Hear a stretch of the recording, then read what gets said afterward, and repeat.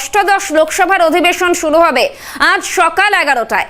তার আগে রাষ্ট্রপতি ভবনে রাষ্ট্রপতি দ্রৌপদী মুর্মুর তত্ত্বাবধানে প্রোটেম স্পিকার হিসেবে শপথ নেবেন ওড়িশার 7 বারের সাংসদ ভর্তৃহরি মহতাব। সেখান থেকে তিনি সংসদে যাবেন। লোকসভায় নির্বাচিত সাংসদদের শপথ গ্রহণ করাবেন তিনি। প্রথম শপথ নেবেন প্রধানমন্ত্রী নরেন্দ্র মোদী। মন্ত্রিসভার সদস্যরাও তারপর শপথ গ্রহণ করবেন।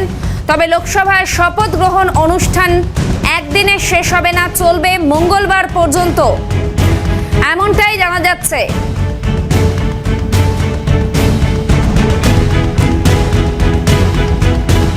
সরাসরি সঙ্গে রয়েছেন আমাদের প্রতিনিধি ইন্দ্রাণী দাশগুপ্ত। ইন্দ্রাণী, যেই ছবি আমরা দেখতে পাচ্ছি, একেবারে আজকের থেকেই শুরু হতে চলেছে অষ্টাদশতম লোকসভা নির্বাচনের লোকসভা অধিবেশন, প্রথম অধিবেশন, এবং সেক্ষেত্রে আমরা দেখতে পাচ্ছি যে মঙ্গলবার পর্যন্ত এই অধিবেশন চলার কথা রয়েছে। ঠিক কি কি কারণ এবং পুরো বিস্তারিত জানাও এই বিষয়ে।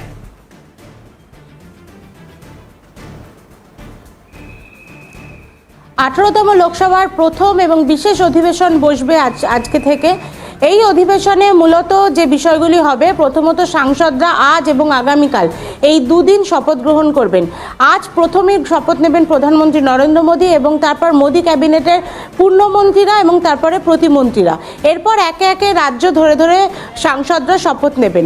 প্রথমেই আসবে আসাম রাজ্য, যেহেতু আসাম অ্যালফাবেটিক্যালি এ দিয়ে শুরু, এবং সবার শেষে শপথ নেবে ওয়েস্ট বেঙ্গলের সাংসদরা, যেহেতু ওয়েস্ট বেঙ্গল রাজ্যের সারণীতে সব থেকে শেষে, কারণ ডব্লিউ দিয়ে ওয়েস্ট বেঙ্গল শুরু।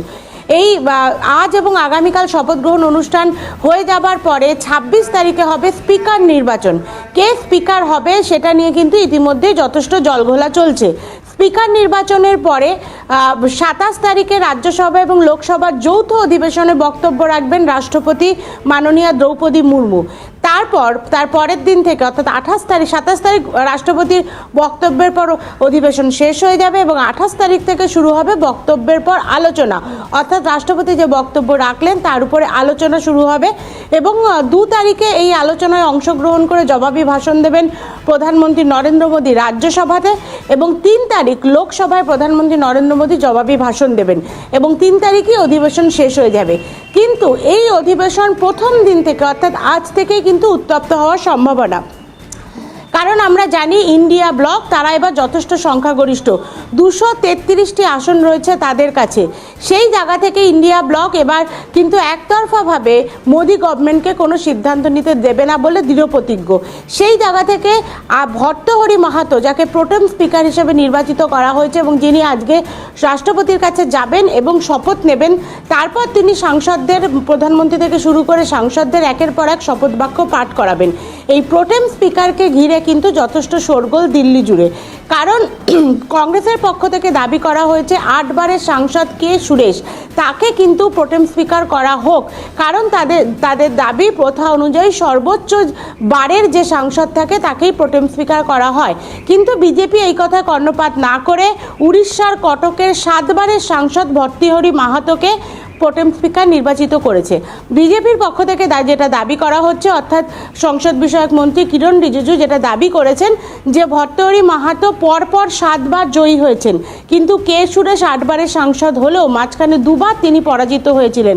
সেই কারণে যে নিয়ম বা প্রথা সেই অনুযায়ী ভর্তৃহরি মাহাতোই সিনিয়রিটি পান এবং সেই কারণেই তাকে প্রোটেম স্পিকার নির্বাচিত করা হয়েছে।